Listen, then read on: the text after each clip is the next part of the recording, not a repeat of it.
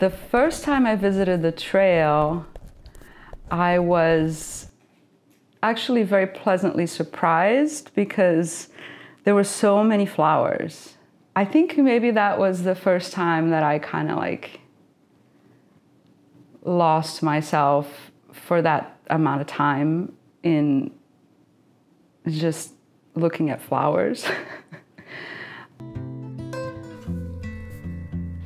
My original idea for this project was to interview someone who has maybe lived by the trail for a long time and has personal connection with the space.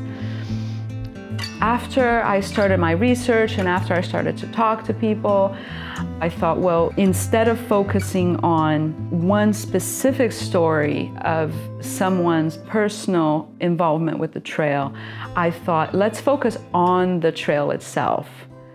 Because so many people had memories of this place. So I thought, how about let's make my own memories of the place. Let's observe and see what's around here. And when someone is walking the trail, what are they seeing? Let's see what we can find. Because that space is being transformed yet again by us, right? And so however the trail was at that moment when I was documenting it, it would be completely changed.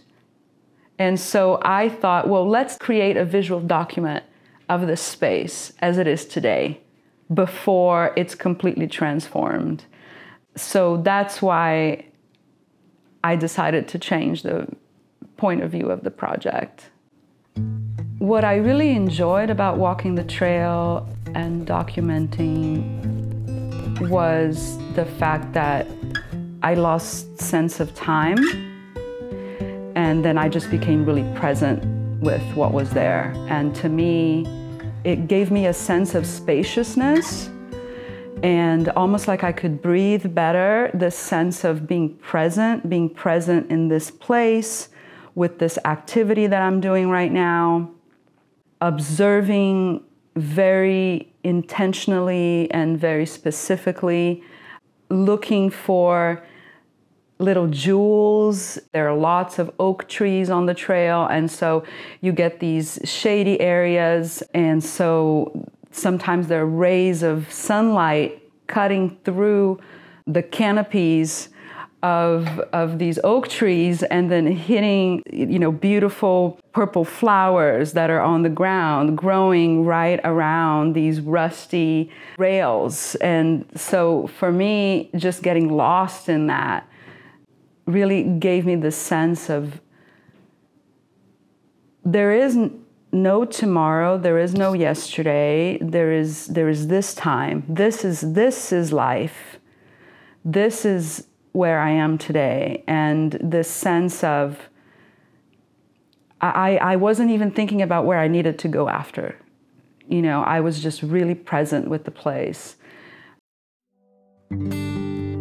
My work is very intimate. I love intimacy. And so that's why, rather than focusing a lot on a very wide angle, broad shots of the place, I tend to go to kind of zoom in into, whoa, this, tiny moment here when the sun is coming through the oak trees and it's touching that flower just in the right way.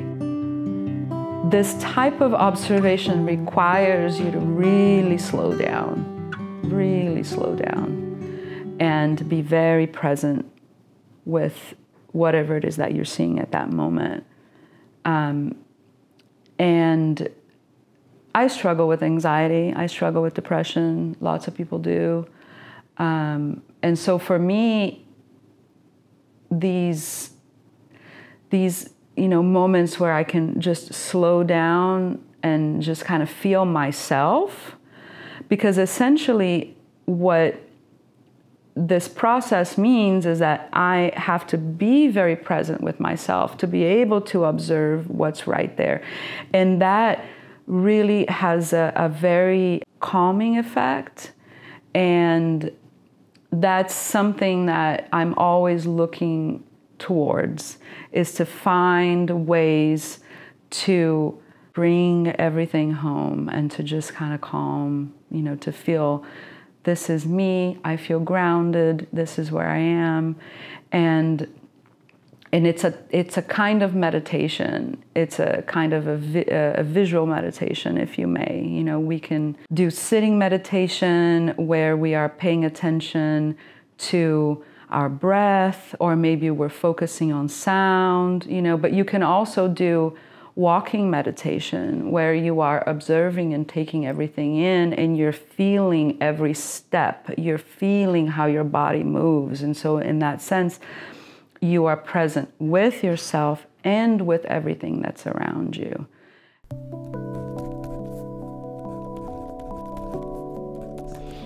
So many people had these shared with me that they have these great experiences of taking their dogs to the trail. And so I, of course, wanted to bring my dog to the trail as well.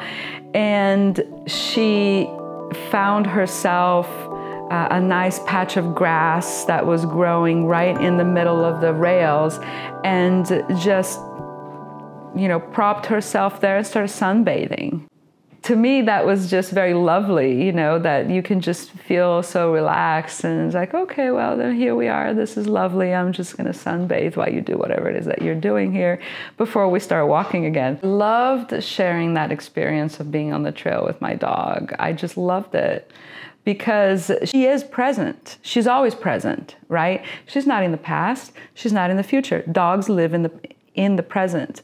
And so, to see her exploring the trail for the first time was very exciting, because there are all the new smells and so many dogs are there, and she just loved it.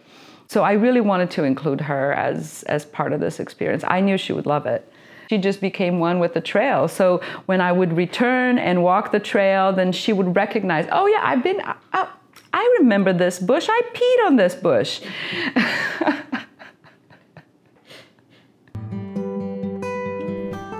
I love postcards. I have a growing collection of postcards that I refer to for inspiration. I display them in my house. I've always loved the format. When I first came to this country, I would always write to my family in Brazil. And every time that I would go someplace new, I would send postcards to my family. My mom, you know, here's a postcard from San Francisco, here's a postcard from Barcelona, to all these places where I've traveled, and she keeps them all. There used to be a time when we recognized everybody's handwriting. You could see someone's handwriting and you could say, this is my mom's handwriting, this is my, you know, my friend's handwriting, this is my boyfriend's handwriting. Today, we type everything. I've even spoken to some people recently that said they don't remember the last time they wrote anything by hand. And that's why I wanted to work with postcards, is because they are very analog and timeless. With the postcard, you could have it for yourself and use it as an image of inspiration. You can display it, or you can write something and send that to someone. This reciprocity, this manuality, if that's even a word, is something that's very attractive to me. I always want to go back to doing things by hand as much as possible and being able to feel materials.